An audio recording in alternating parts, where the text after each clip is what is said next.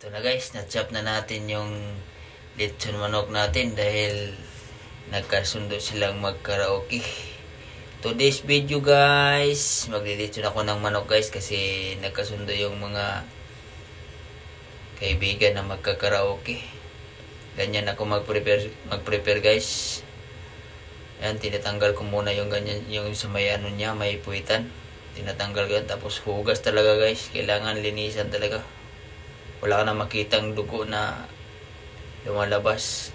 Tapos yan, tinatanggal ko yan guys. Oh. Yan yung taba niya. Hindi ko hinahalo yan. Hinahalo. Kinukuha ko talaga yan. Kanya-kanya lang linis eh. Kasi ang manok kasi yung pinakamalangsa. Kailangan ilang beses mahugasan. Sa akin, hindi na ako nagmamarinate. Yung iba, minamarinate nila, sa akin, hindi na. Yan yung nakasanayan ko eh. Sa manok. Simple lang. Tapos maglagay na tayo ng mga panakot. Alam nyo na yan. Kung ano yung gusto nyo, yun yung ilalagay mo. Asin, ikaw na magtansya. Pampalasa. Kung ano yung gusto mo pampalasa. Kasi tayo, iba-iba tayo ng panglasa. Kaya,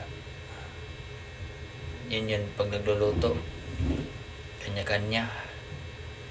Kanya-kanyang panglasa.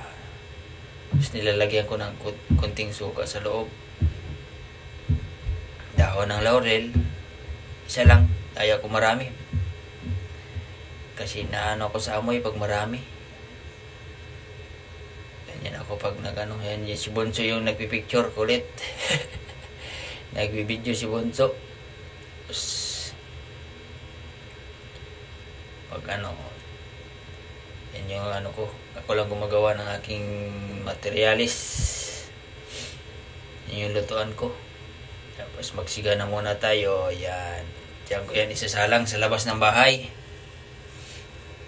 Isasalang ko yan 1 hour and 30 minutes mula pagkasalang.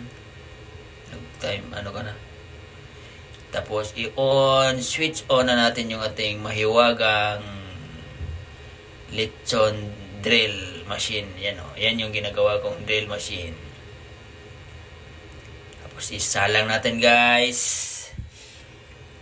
Yan, 3 lang. Kasi 2 pamilya lang naman kami. Magkakaraoke daw.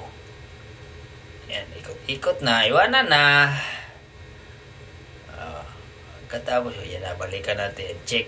Pula-pula, mga 1 hour na yan. Yan na yung itsura niya. Pagka malapit na, ayan. Yung uling sayang naman, i-ano mo na. Thank you for watching. Ganyan na guys. Yan na yung itsura guys. Lutong-luto na.